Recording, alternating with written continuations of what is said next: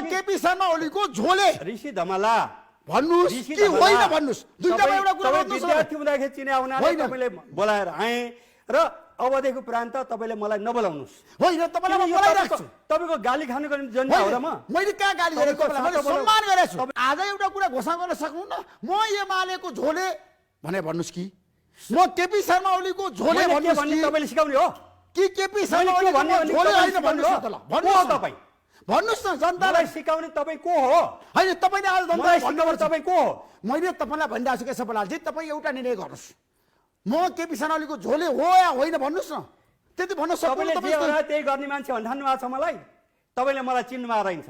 तपाईँसँग भेटघाट हुन थालेको 45 वर्ष होइन भइसक्यो। तपाईँलाई म चिन्छु केशव बरालजी राम्रोसँग चिन्छु तर मैले तपाईँलाई आग्रह गरिरहेको छु तपाईँ एमालेको झोले हो भनेर भन्नुभयो हो मैले त्यस्तो भनेको छैन। मैले भन्छु सम्पूर्ण नेपालीले 3 करोड नेपालीले राष्ट्रिय स्वाधीनता, राष्ट्रिय एकता, राष्ट्रिय अखण्डता, सार्वभौमिकता, लोकतन्त्र र वर्तमान संविधानको रक्षाको निम्ति झोला बोक्न तयार हुनुपर्छ 3 करोड नेपाली जनताले। त्यसै गरी चाहिँ र नेकपा एमालेका पार्टी सदस्य, जनसङ्गठनका सबै नेता कार्यकर्ताहरू र सम्पूर्ण नेकपा एमालेका मतदाताहरूले एमालेलाई सबल, सक्षम, प्रभावकारी र व्यवस्थित बनाउनुको निम्ति त्यसको निम्ति कसिएर अगाडि बढ्नुपर्छ। त्यसको लागि झोला बोक्नुहोस्, त्यो ठिक छ, तर कुनै व्यक्तिको झोले हुनु पर्दैन। त्यसो भए तपाईँले आजबाट घोषणा गर्नुभयो केपी शर्मा ओलीको झोले होइन भनेर व्यक्तिको झोले म कसैको पनि होइन, कहिले पनि होइन, आज मात्र होइन।